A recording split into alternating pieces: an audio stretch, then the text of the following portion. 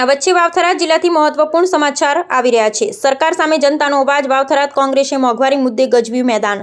દેશમાં સતત વધી રહેલી મોંઘવારી અને ખાસ કરી ઘરેલું રાંધણ ગેસના ભાવ વધારાના મુદ્દે આજે થરાદ ખાતે કોંગ્રેસ દ્વારા ઉગ્ર વિરોધ પ્રદર્શન કરવામાં આવ્યું હતું।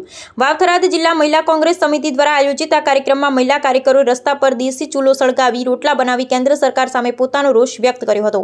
જેમાં રાંધણ ગેસના સિલિન્ડરમાં ઝીંકાયેલા ભાવ વધારાને કારણે સામાન્ય જનતાનું બજેટ ખોરવાયું છે। ત્યારે કોંગ્રેસના કાર્યકરો મોટી સંખ્યામાં થરાદના માર્ગો પર ઉતરી આવ્યા હતા। વિરોધ પ્રદર્શન દરમિયાન મહિલાઓએ રસ્તા પર બેસી દેશી પદ્ધતિથી રસોઈ બનાવી હતી અને પ્રતિકાત્મક રીતે સંદેશ આપ્યો હતો કે ગેસના ભાવ વધવાને કારણે હવે ફરીથી લાકડા અને ચૂલા પર નિર્ભર રહેવાનો વારો આવ્યો છે।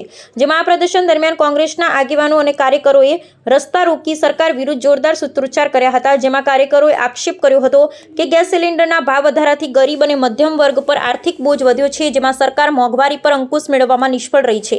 જેમાં તાત્કાલિક ધોરણે ભાવ ઘટાડો કરવામાં આવે તેવી ઉગ્ર માંગ કરવામાં આવી હતી। જેમાં વિરોધ પ્રદર્શનને પગલે ટ્રાફિક જામની સ્થિતિ સર્જાતા અને મામલો ગરમાતા સ્થાનિક પોલીસે દરમિયાનગીરી કરી હતી। જેમાં રસ્તા રોકી પ્રદર્શન કરી રહેલા મહિલા કોંગ્રેસના કાર્યકરો અને અન્ય આગેવાનો પોલીસે અટકાયત કરી હતી। જેમાં આ કાર્યક્રમમાં વાવથરાદ જિલ્લા મહિલા કોંગ્રેસ અને તાલુકા કોંગ્રેસ સમિતિના હોદ્દેદારો સહિત મોટી સંખ્યામાં કાર્યકરો હાજર રહ્યા હતા। આ તસવીરની સાથે કયુમભાઈ ચૌહાણ, વાવથરાદ જિલ્લા બ્યુરો ચીફ।